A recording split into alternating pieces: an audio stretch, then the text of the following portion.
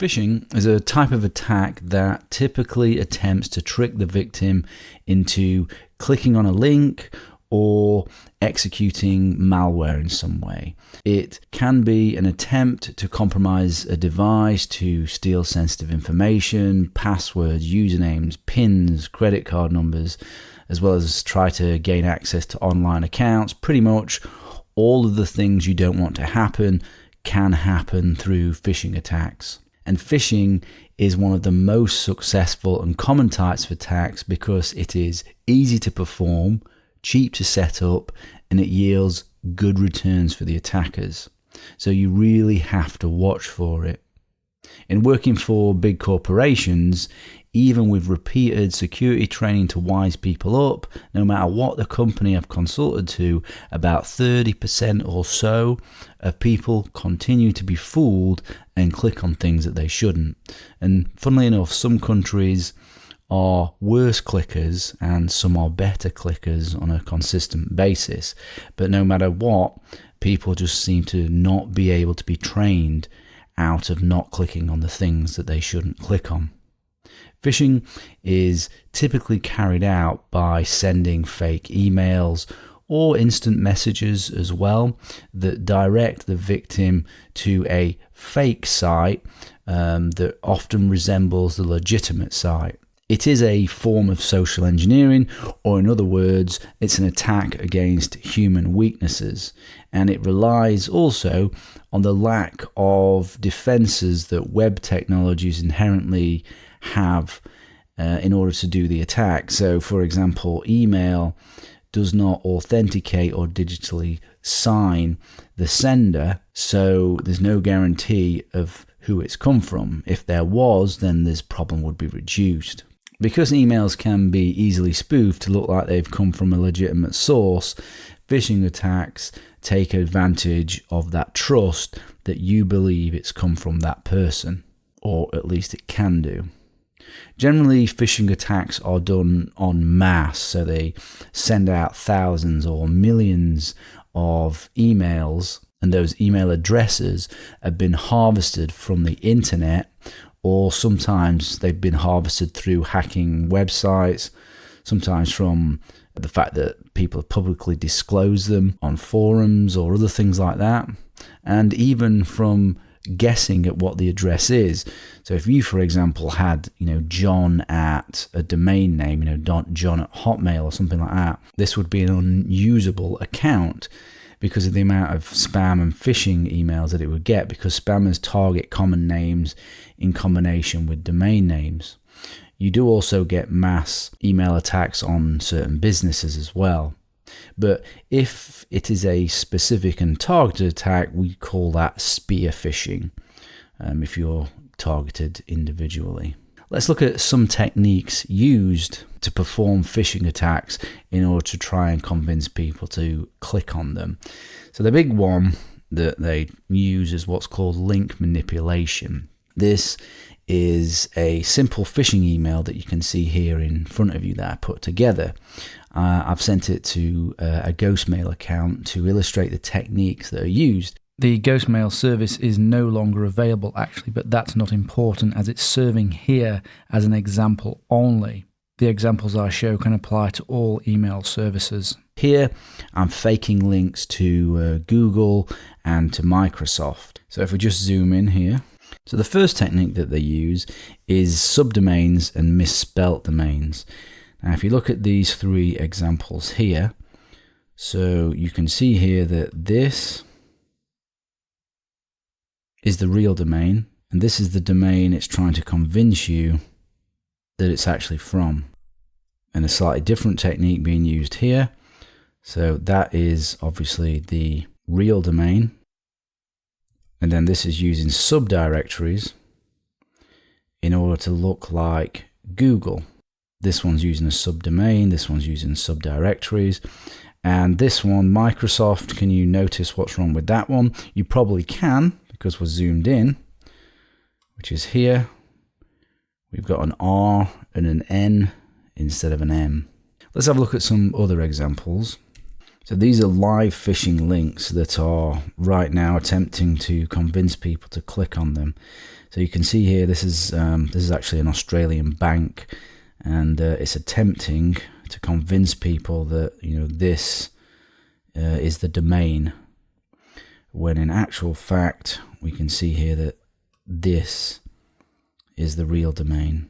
Let's see if there's any other clever ones, or well, they're not really that clever, but let's see if we can find any other examples. So you can see here's another paypal.co.uk. So the real domain is this. So it may be tricky to understand as I've gone through this which are the real domains, depending on your experience. So the real domain is the one that is to the left of the high level domain. That's the high level domain, and that has no slash to the left of it. High level domains are things like .com, .net, .org. If you look at my example here, that isn't legitimate because it has a slash to the left of it, which means it is a subdirectory. Real domain is the one to the left of the high level domain and that has no slash to the left. So that has a slash to the left, so it must be this one. The next sort of technique of link manipulation is what's called IDN homographic attack. IDN is the internationalized domain name standard. So you can see a couple of obvious ones, but again, they're not always obvious. So you can see here we've got some zeros instead of O's, and we've got an L instead of a 1. But let me tell you that if the font is different, these can be almost impossible to see the difference. And obviously this can be used in combination with subdomains and misspelling in order to create further confusion. And another one is hidden URLs. So using HTML A tags to hide the real URL. So you can see here we've got click here, so you don't know what's behind it, but if you look down there at the bottom, you can see that it's going to google.com.stationx.net, and this one we can see is actually going to google.com.stationx.net, so not at all going to where it alleges to go to. So I click there, you see, don't go to Google at all. Obviously this could have been an attack site. So the way these work, these hidden URLs, is essentially it's just HTML. It's really, really not complicated at all. So you can see here these, but this is the raw HTML here that has created these links that I sent in the email. Email is made up of HTML nowadays anyway. It's text and HTML, and the email clients render the HTML just like browsers render HTML. So you can see here what I have is I've represented google.com as what you can see in the email, but actually the real link is here. And of course, if we use all of these in combination, this is why people click on the links, because they can be fooled. It's easy to see why people get fooled. I mean, there's all sorts of nonsense in here that your lay person is just not going to understand, and they are going to click on them. Now, if we go back to the email, if we hover over the email, we can right click and copy link location. Now, depending on your browser, that may reveal the correct URL, but not always. JavaScript could hide the link depending on your email client. And also, as I showed here, you can hover over and you can see in the bottom left the real domain. That isn't always going to be the case either. Depending on your email client and JavaScript, that may also be faked as well. So it is pretty tricky. You can look at the HTML. Like here, some email clients will allow you to see the raw HTML, and then you can go through and see what's there, but some won't. I mean, this ghost mail, for example, does not let me look at the raw email, so I have to hover over it to see where it is going to take me to. Good providers, and this can be both a good and a bad thing, will notice these types of things and will change them. So Thunderbird, for example, these wouldn't come through like this. It would change them so that you can actually see where it's going to. But that defense mechanism could be bypassed as well. So, so it's not foolproof. But Ghostmail in this example was able to receive these and make them look like this without me going to much effort to try to bypass any phishing protection that it has. Other than URL manipulation, there's also covert URL redirects that use vulnerabilities such as cross-site scripting and cross-site request forgery, or they can be used in combination with URL manipulation. So it is possible that you might get sent a link to a real site, and the real site is being manipulated to attack you in some way. So the attacker can or possibly has found a flaw in the real site and is using a technique like open redirect, or as I've just mentioned, the cross-site scripting and the cross-site request forgery vulnerabilities in order to attack you. So this has happened to PayPal and many others. So let me give you an example, because this, obviously won't be clear, of a reflected cross-site scripting vulnerability that could be used in a phishing attack. So imagine you've been, sent a link via whatever means. Now, this was actually a cross-site scripting vulnerability that I found in a forum application, so I'm just using it as an example. So this is an example of the URL. You then click on this URL. This takes you to the website, and then because I've inserted into that URL a special script, when you enter your username and password, I'm able to steal your username and password. Now, if you look here, this is the crucial bit of code. So I've inserted my own little bit of code here. This is the reflected cross-site scripting vulnerability.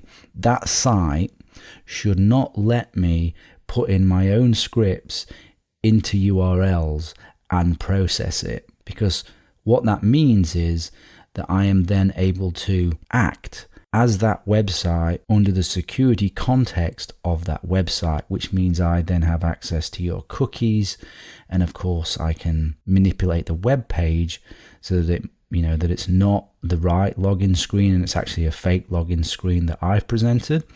And that's actually what I did with this particular vulnerability, to demonstrate it to the people that own the application so that they could fix it. So that was the actual URL vulnerability. And if you look here, there I'm inserting in a special, what's called an iframe, in order to put up a fake login screen and able to take the usernames and passwords. So that gives you an example there. If there's vulnerabilities in the website, these cross-site scripting vulnerabilities, these open redirects, then the phishing attacks can be even worse. And to finish up on phishing, there's a couple of variants of phishing, and that is vishing and SMShing.